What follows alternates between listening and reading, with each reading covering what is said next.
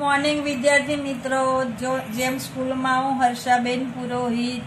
આજે આપણે ગુજરાતીમાં ધોરણ 8માં દેશભક્ત જગદુશા પાઠ નંબર 7 ભણવાનો છે. આપણે અડધો પાઠ ભણ્યા છે.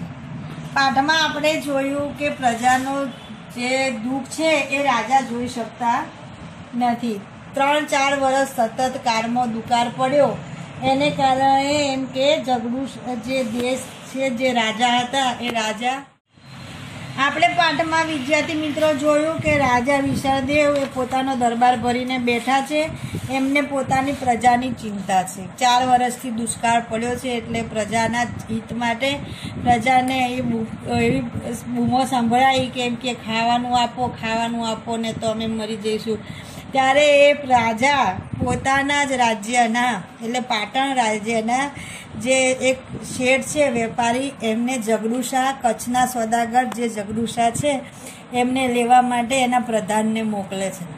અહીંયા આપણે જોયું આગળ તો એ રાજાના પ્રધાન એ જગદુશા શેઠને લઈને આવે છે. જગદુશાને લઈને આવે છે પછી એ કહેવડાવે છે દરબારની સાથે કે જગદુશા તો બહાર આવી ગયા છે દરવાજે, પણ એમ કે એમનું સ્વાગત કરવા રાજા તમે પોતે આવો, એવું પ્રવેશ દ્વાર ઉપર આવ્યા છે ને એમનું સ્વાગત કરવા તમે પોતે આવો એવું એમ કે આપણા પ્રધાને કહેવડાવ્યું છે. તો એ પ્રધાનની વાત માની અને એમ કે રાજા પોતે એ જગદુશાનું સ્વાગત કરવા માટે જાય છે. જગદુશાનું સ્વાગત કરવા માટે જ્યારે જાય છે ત્યારે રાજા અને જગદુશા બંને એકબીજાને સામસામે ભેટે છે.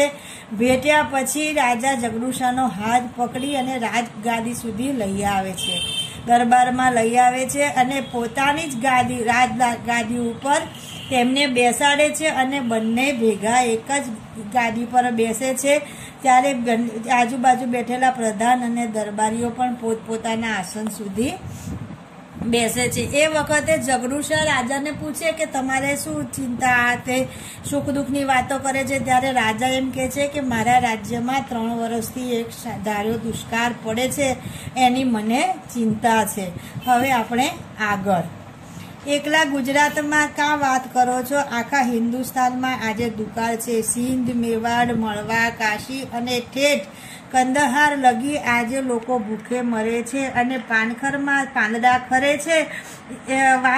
વખત કોરે બારીક છે પણ ભલભલાની લાજ જવાનો વખત છે. 7 ખોટના દીકરા મોંમાંથી બાપ બટકું કાઢીને ખાય છે. મુઠ્ઠી ધાન સારું મા બાપ છોકરાને પણ વેચે છે. શી ખબર શું થવા બેઠું છે. જુઓ જગદુશા શું કહે છે કે ખાલી રાજા એમ કે આપણા ગુજરાતમાં નહીં પરંતુ આખા હિન્દુસ્તાનની અંદર મેવાડ, મારવાડ, કાશી જે કંદહાર સુધી એટલે એમ કે કાશ્મીરથી કન્યાકુમારી સુધી દરેક જગ્યાએ આજે લોકો ભૂખે મરે છે અને બધે જ દુષ્કાળ છે. જેવી રીતે એમ કે પાનખર ઋતુની અંદર પાંદડા ખરી પડે એવી રીતે લોકો ટપ મરે છે. લોકો એમ કે પોતાના છોકરાઓને તે મા બાપ પોતાને એક બટકું રોટલા માટે પોતાના બાળકોને પણ વેચવા માટે તૈયાર થયા ગયા છે. એટલો એમ કે દુકાળ છે, આવું જ બધું થવા બેઠું છે. એમાં શું થશે એની કોઈને ખબર પડતી નથી. હવે રાજા બોલે છે, રામજી રાખે તે રહેશે પણ આવે વખતે રૈયતને ટકાવી રાખવો એ જ રાજ્યનો ધર્મ છે. શું કહે છે જુઓ કે રાજા શું કહે કે રામજી રાખે એટલે ભગવાન જે રીતે રાખશે એ રીતે રહેવાનું છે, પણ આ વખતે રૈયત એટલે પ્રજાને ટકાવી રાખવી એ જ રાજાનો ધર્મ છે. જગદુશા આપ સરખા પ્રજા વાત્સલ્ય, રાજાના મોંમાં આવા શબ્દો શોભે. મને એ સાંભળીને ખૂબ આનંદ થયો. મેં તો સાંભળ્યું છે કે આપે આપના ધનના કોઠાર અને ધનના ભંડાર ગરીબો માટે ખુલ્લા મૂકી દીધા છે. જો આ શેઠ જગદુશા છે રાજાને શું કહે છે કે આવો પ્રજા વાત્સલ્ય રાજા મેં પહેલી વાર જોયો અને એના લીધે થઈને એમ કે આવી રીતે મેં જોયો ત્યારે મને એમ થાય કે આવા રાજા એમ કે આવું મેં એના માટે ઘણું જ મને આનંદ આવે છે. મેં તો સાંભળ્યું છે કે આ તમારા ધનના કોઠાર અને ધનના ભંડાર તમે ગરીબો માટે ખુલ્લા મૂકી દીધા છે.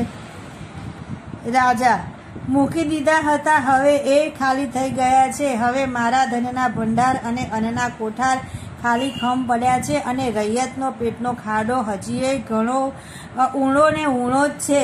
ધાર્યું તું તે ઓણ સાલ વરસાદ આવશે ને સૌ સારાવાના થશે, પણ વરસાદ આવ્યો નહીં. અધૂરાના પૂરા તીડ પડ્યા, લોકો ત્રાહિમામ પુકારે છે. શું કહે છે? જો કે મેં તો મારા ધનના ભંડારો મૂકી દીધા હતા, પણ એમ કે ખાલી થઈ ગયા, પણ એના લીધે થઈને એમ કે મારા ધનના કોઠારો ખાલી થવા માંડ્યા અને મારી રૈયત એટલે એમ કે મારી પ્રજાના પેટનો ખાડો હજી ઊંડો એટલે હજી ભૂખીને ભૂખી જ છે. એમાં કોઈને કંઈ થતું નથી. મારા બધું જ અનાજ, મારા ભંડારો, મારા કોઠારો બધું જ ખાલી થઈ ગયું છે. છતાં પણ મારા લોકો હજી પણ એમ કે એ થઈ ગયા છે. મેં ધાર્યું હતું પણ એમ કે કોઈ વરસાદ આવશે અને સૌ સારાવાના થશે, પણ વરસાદ આવ્યો નહીં ને અધૂરામ પૂરી ત્રીડ તાહીમામ પોકાર એટલે એમ કે વરસાદ આવ્યો નહીં ને એમાં એમ કે આ ત્રીડ જે પક્ષી જે જીવાત છે એ જીવાત એમ કે જે અનાજ હતું એને પણ કોતરી ખાઈ જાય છે જમીનમાં, એટલે એમ કે એને લીધે થઈને લોકો ખૂબ દુઃખી થયા છે.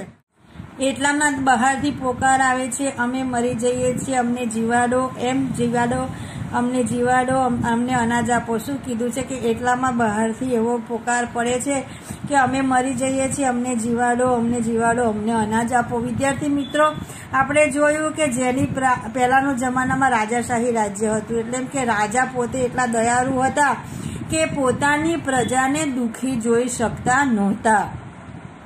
એટલા માટે પોતાની પ્રજા દુઃખી ન થાય એટલા માટે આ બધું એ કરતા. એમણે પોતે એમના પોતાના ધનના ભંડારો ખાલી થઈ ગયા એટલે એ પોતે શું કરે એટલા માટે એ વિચારે છે. એવી આવો સરસ પાઠ હવે આપણે બીજું આગળ ભણીશું આવતા વિડીયોમાં. બસ ફરી મળીશું.